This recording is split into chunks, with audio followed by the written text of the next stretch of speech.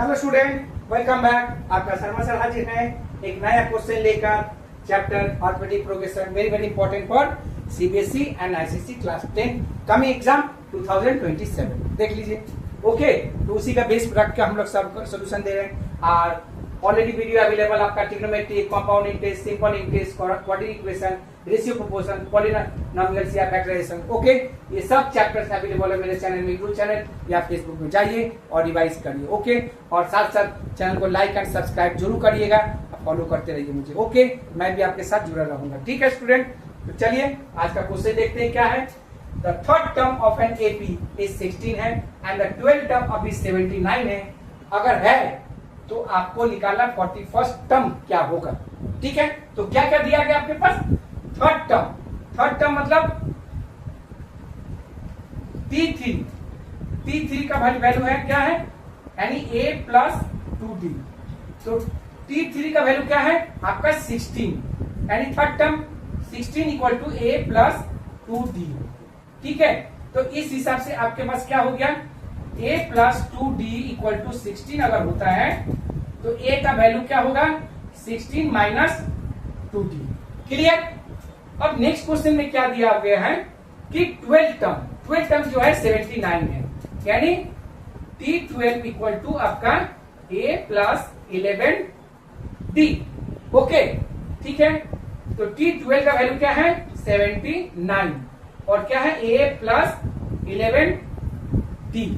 अब ये क्या कर रहे हैं हम लोग, यहां पर हम लोग A का वैल्यू यानी सब्स्टिट्यूट करते हैं। A का वैल्यू क्या है 16 माइनस 2D, यानी A का जो यहाँ पर वैल्यू हम लोगों ने निकाला इस T3 से, उस वैल्यू को यहाँ सब्स्टिट्यूट कर दे रहे हैं। इससे क्या होगा, जल्दी सोल्यूशन निकल जाएगा। ठीक है, तो क्या होगा 79 इक्वल टू A का वैल्यू क्या है 16 माइनस 2D प्लस 11D।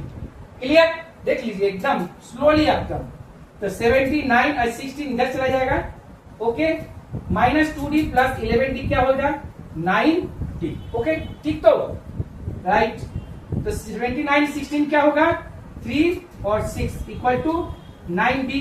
तो इस हिसाब से क्या हो जाएगा, D का वैल्यू क्या हो जाएगा 9 7 जा 63। तो D का वैल्यू आपका 7 आ गया। और A का वैल्यू निकाल लीजिए 16 माइनस 2 इंटू 7। D का वैल्यू यहाँ पर लगा दिया हम लोगों ने, यहाँ लिख लीजिए since D equal to 7। Okay, तो क्या होगा 16 माइनस 14 यानी 2 हो गया, यानी A का वैल्यू भी आपके पास आ गया और D का वैल्यू भी आपके पास आ गया। ठीक है, करना क्या है 41st टर्म निकालना है आपको। ओके, तो क्या होगा T 41st टर्म, तो क्या होगा A प्लस 40D। पॉसिबल है ना, आराम से इसे निकाल सकते हैं। क्या जरूरत है A plus n minus 1D इतना सारा लगाने के लिए, तो जल्दी जल्दी बन जाएगा। तो क्या होगा A का वैल्यू क्या है 2 है, प्लस 40 इंटू 7 हो गया आपका। तो 2 प्लस 40 इंटू 7 क्या होता है 280 प्लस 2 क्या होगा 282 हो गया। ओके, तो देखिए ये आपका आंसर आ गया। ठीक है, तो उम्मीद करते हैं आपको समझ में आ रहा है। फिर से समझा दें, क्या बोले आप लोग? यस, चलिए चलते हैं। क्या बोला, आपके पास दो चीज इंफॉर्मेशन है। पहला था थर्ड टर्म का वैल्यू है 16 और 12th टर्म का वैल्यू 79। ओके, तो थर्ड टर्म के जरिए मैंने क्या किया, A का वैल्यू निकाल लिया।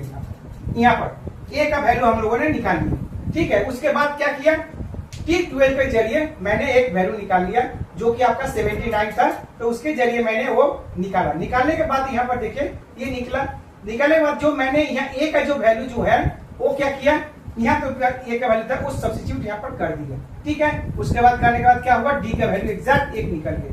और इस D का वैल्यू पुट करने के लिए मैंने यहाँ पर आपका D का वैल्यू लगा दिया, तो A का वैल्यू निकल गया। तो जब A का वैल्यू मेरे पास निकल गया, D का वैल्यू निकल गया, तो हमको निकालना क्या था, फाइंड द 41st टर्म। तो 41st टर्म के लिए T41 करके मैंने निकाल दिया। ओके, उम्मीद करते हैं आपको समझ में आ गया। तो क्या करना है, चैनल को लाइक एंड सब्सक्राइब जरूर करिए, मुझे फॉलो करते रहिए। बहुत अच्छा लगेगा, मैं भी आपके साथ जुड़ना चाहता हूँ, आगे अच्छा से अच्छा सम कराना चाहता हूँ। पूरा का पूरा चैप्टर वाइज मैं 3 बोर्ड को फॉलो कर रहा हूँ, WB, CBSE एंड ICC। और इसमें अगर आपका रेलवे का है, SSC का है, कुछ भी अगर बैंकिंग का है, अगर मैच कर रहा है तो आप लोग करते रहिए, फॉलो करते रहिए, दोस्तों को बोलिए। ओके, मैं आपसे साथ जुड़ना चाहता हूँ, आप भी जुड़िए। राधे राधे।